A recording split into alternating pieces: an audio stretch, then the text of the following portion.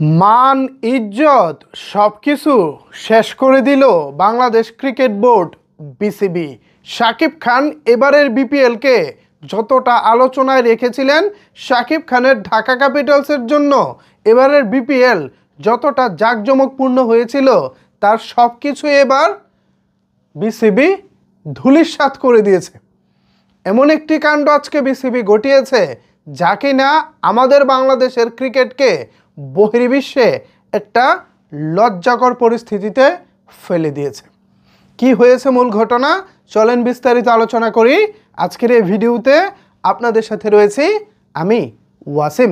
Viewers, নিচে যে like বাটনটা আছে, একটি লাইক দিয়ে তারপর সম্পূর্ণ ভিডিওটি দেখতে থাকুন।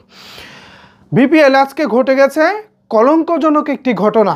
বাংলাদেশে বিপিএলের ইতিহাসে আজকে প্রথমবার দুর্বার রাজশাহী কোনো প্রকার কোনো বিদেশি একাদশে না নিয়ে সম্পূর্ণ দেশীয় একাদশ নিয়ে মাঠে খেলতে নেমেছে, যা কিনা বাংলাদেশের বিপিএলের ইতিহাসে এবারই প্রথম কোনো ঘটনা।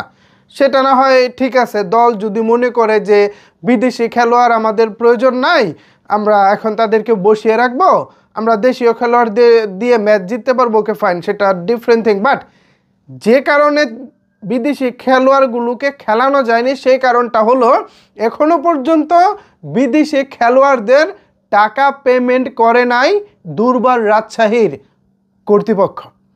অর্থাৎ দুর্বার রাজশাহীর যারা মালিক পক্ষ রয়েছেন, তারা এখনো পর্যন্ত 1 টাকাও দুর্বার রাজশাহীকে খেলোয়াড়দেরকে, বিদেশি খেলোয়াড়দেরকে পরিশোধ করে নাই। ঠিক এই কারণে বিদেশি খেলোয়াড়েরা হোটেল থেকে মাঠ পর্যন্ত আসেই নেই খেলার জন্য। তাদেরকে নেওয়া না নেওয়া তো অনেক দূরের ব্যাপার, বিদেশি খেলোয়াড়েরা মাঠ পর্যন্ত আসেই নাই।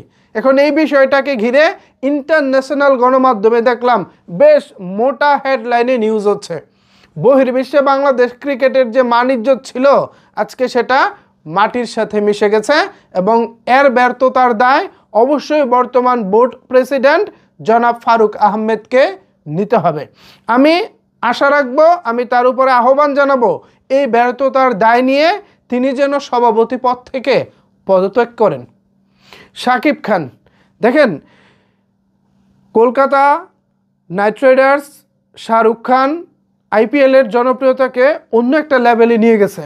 ঠিক সেই ধারাবাহিকতায় শাকিব খান বাংলাদেশ প্রিমিয়ার লিগ বিপিএলে দল কিনেছেন এবং তার দলের নাম ঢাকা ক্যাপিটালস। সেই অনুযায়ী শুরু থেকে এখনো পর্যন্ত ঢাকা ক্যাপিটালস বেশ ভালো একটা হাইপে রয়েছে। হয়তো ভক্তদের প্রত্যাশা অনুযায়ী ঢাকা ক্যাপিটালস মাঠের খেলায় অতটা ভালো খেলতে পারে নাই, বাট তারা কিন্তু ইয়াতে রয়েছে, আলোচনায় রয়েছে এবং দল হিসেবে তাদের জনপ্রিয়তা রংপুরের পরে আমার মনে হয় ঢাকার জনপ্রিয়তা সবচেয়ে বেশি। রংপুর বললাম এই কারণে, টুর্নামেন্টের এখনো পর্যন্ত 1 নম্বর দল রংপুর। আজকে অবশ্য তারা খুবই খারাপ খেলতেছে, যাই হোক। তো সেই অনুযায়ী এরপরে কিন্তু ঢাকা ক্যাপিটালস, শুরুর দিকে অবশ্য ঢাকায় 1 নম্বরে ছিল, পরে ম্যাচ হারার কারণে রংপুরের চাহিদাটা বেড়ে যায়। যাই হোক, তো সেই আসরটাকে যেখানে সাকিব আল হাসান নাই, সাকিব আল হাসান পরবর্তী একটি আসরকে জমিয়ে তোলা, যেটা কেবল শাকিব খান করে দেখিয়েছেন, এবার সেটাকেই এভাবে ধূলিসাৎ করে দেওয়া হলো।